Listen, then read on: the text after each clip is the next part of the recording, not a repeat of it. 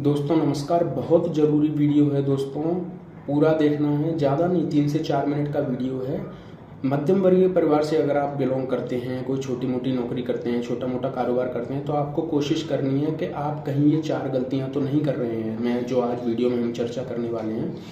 दोस्तों क्या होता है ना कि कभी कभी मध्यम वर्गीय परिवार में क्या होता है कि बहुत ज़्यादा विरासत मिली नहीं होती है, जनरेशनल वेल्थ जिसको बोलते हैं वो बहुत ज़्यादा होती नहीं है। कोई लोग छोटी मोटी कोई नौकरी कर रहे होते हैं, कोई सरकारी कर्मचारी या प्राइवेट कर्मचारी होता है, या आप छोटा मोटा अपना व्यवसाय कर रहे होते हैं, तो आय के जो स्रोत होते हैं, सोर्सेस ऑफ इनकम जो होते हैं मध्यम वर्गीय परिवार में बहुत लिमिटेड होते हैं। लेकिन उसी के प्रपोर्शन में खर्चे बहुत ज़्यादा हो जाते हैं और कई बार जाने अनजाने में हम ऐसे खर्चे कर बैठते हैं जिनकी हमें आवश्यकता नहीं होती है।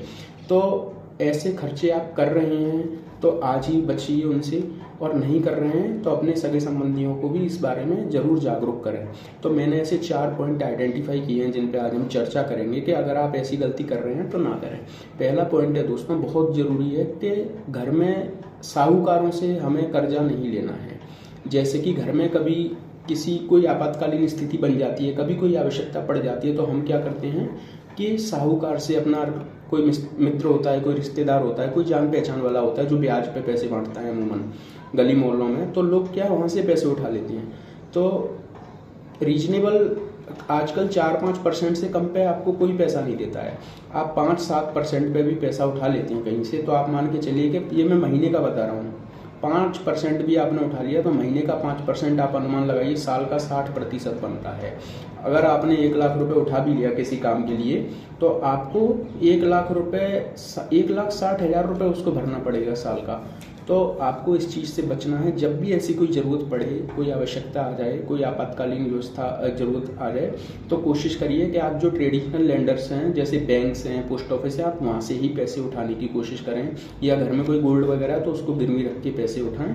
ना कि आप ये साहूकार से और ये जो है अन्य लोगों से पैसे उठाने की कोशिश ना करें। इस चीज़ से आपको बचना है। बैंक से पैसे उठाएं अगर बहुत ज़्यादा आवश्यकता है तो।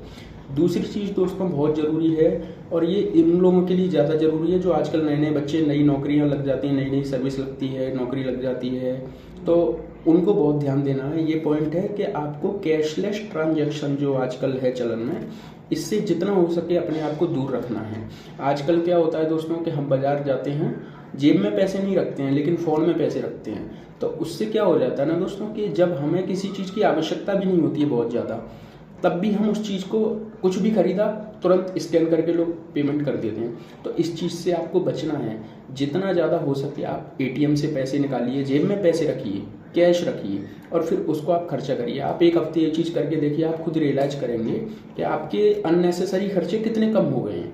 क्योंकि जब हम अपने हाथ से पैसा खर्च करते हैं ना, जब फिजिकल टच लगता है पैसे को, तो एक जो भावनात्मक पैसे से जो हमारा कनेक्शन बना हुआ है हमेशा से, वो कनेक्शन बना रहता है। हमें फील होता है कि हाँ भाई 2,000 रुपये निकाले थे, 1,800 रुपये रह गए हैं। तो कोशिश करिए कि आप कैशलेस ट्रांजैक्शन कम से कम करें और फिजिकल कैश जेब में पैसे रखें। एटीएम से पैसे निकालिए अपने हफ्ते भर के खर्चे के लिए या किसी काम के लिए, और अपने हाथ से उसको खर्चा कीजिए।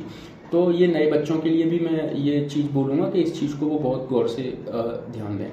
तीसरा पॉइंट दोस्तों है, ये बहुत मध्यम वर्गीय परिवार में तो ये इतना ज़रूरी हो गया है ना कि अगर आप इस चीज़ पे ध्यान नहीं देंगे तो ये मान लीजिए कि आप अपनी आर्थिक कब्र खुद ही खोद रहे हैं। इसमें है सबसे बड़ी बात, दिखावा नहीं करना है। दिखावा क्या होता है दोस्तों कि जैसे पड़ोसी के घर बड़ा फ्रिज आ गया, ठीक है, और आपके घर में फ्रिज है, पहले से काम चल रहा है, लेकिन फिर भी घर में हमें ऐसा लगने लगता है कि हम भी ऐसा ही एक बड़ा फ्रिज खरीद लें, जबकि फ्रिज है, काम चल रहा है। तो इस चीज़ से आपको बचना है, ये दिखावा नहीं करना है। जितना हो सके अगर मैनेज हो रहा है तो उसको उसमें मैनेज करिए चीज़ों को, ठीक है। अब देखिए आप कितने पैसे कमा रहे हैं ये आपको ही पता है, लेकिन फिर भी आप ये कोशिश करिए कि आप अननेसेसरी दिखावे की चीज़ों में, जिसकी आपको आवश्यकता नहीं है, यदि आवश्यकता है तो एक अलग बात है, लेकिन आवश्यकता नहीं है तो उस चीज़ में हमको पैसा खर्चा नहीं करना है। ऐसे ही एक और हम उदाहरण ले सकते हैं। आप देखिए कि गाड़ी, मध्यम वर्गीय परिवार में आजकल गाड़ी खरीदने का बहुत चलन हो गया है। तो गाड़ियाँ जब आप लेते हैं ना, तो अपने परिवार की ज़रूरत को ध्यान में रखकर ही गाड़ी खरीदिए। आप किसी के बहकावे में मत आइए, किसी की बातों में मत आइए। खुद से घूमिए बाज़ार में, इंटरनेट पे देखिए, सलाह लीजिए एजेंसीज पे जाके, तब गाड़ी खरीदिए। क्योंकि आजकल क्या होता है ना कि आपके मध्यम वर्गीय परिवार में, आपके परिवार में मान लो 4 सदस्य हैं और लोग दिखावे के चक्कर में कि पड़ोसी के पास तो ऐसी गाड़ी है, रिश्तेदार के पास तो वैसी गाड़ी है, तो बड़ी गाड़ी खरीद लेते हैं। बड़ी गाड़ी में दोस्तों क्या होता है कि रोज रोज आवश्यकता उसकी पड़ती नहीं है, आपको गाड़ी खड़ी रहती है घर पे, और जब आवश्यकता पड़ती भी है तो उसका माइलेज इतना कम होता है ना, अगर आप बड़ी गाड़ी थोड़ी खरीद लेते हैं लोन वोन लेके या EMI बनवा के कैसे भी, तो उसका माइलेज बहुत कम होता है। 1 लीटर में जहाँ जो आप छोटी गाड़ी खरीद सकते थे अपने परिवार के सापेक्षानुसार, तो जो छोटी गाड़ी 1 लीटर में आपको 15 से 17 किलोमीटर, 20 किलोमीटर तक का एवरेज दे सकती थी, वहीं आपने बड़ी गाड़ी खरीद ली, वो आपको 8 से 10 किलोमीटर, 12 किलोमीटर का ही एवरेज देगी। तो इसमें आपका ही नुकसान है। तो इस चीज़ को ध्यान रखिए कि दिखावे में आके कोई काम नहीं करना है, जितना हो सकता है सामान्य बन के रहिए, दिखावे में कुछ नहीं है दोस्तों। और ये मिडिल क्लास को बहुत ध्यान रखने की ज़रूरत है। अगर आप शुरू में ही ये गलतियाँ कर देंगे ना, तो फिर आप ये मान लीजिए आर्थिक रूप से बहुत तंगी में फंस जाएंगे और बाद में आपका पूरा उम्र निकल जाएगी और उसी को कर्जे की भरपाई में लगे रहेंगे और कुछ कर नहीं पाएंगे और बाद में पछतावा के अलावा कुछ नहीं रह जाएगा। चौथी चीज़ दोस्तों, एक बहुत इंपॉर्टेंट पॉइंट है, हेल्थ इंश्योरेंस जरूर लें। हालांकि भारत में मैं देख रहा हूँ हेल्थ इंश्योरेंस की जो महत्व है उसका मिडिल क्लास में थोड़ा महत्व अभी भी कम है, लेकिन आप जागरूक बनिए, हेल्थ इंश्योरेंस ज़रूर लीजिए। मैं ऐसा क्यों कह रहा हूँ इस 2 लाइन में समझाऊंगा। आजकल दोस्तों मौसम इतना ख़राब हो रहा है ना कि हर तरफ प्रदूषण है, खाने पीने का स्तर बहुत गिर गया है, उस हिसाब का खाना पीना नहीं रह गया, सब चीज़ों में मिलावट आने लगी है।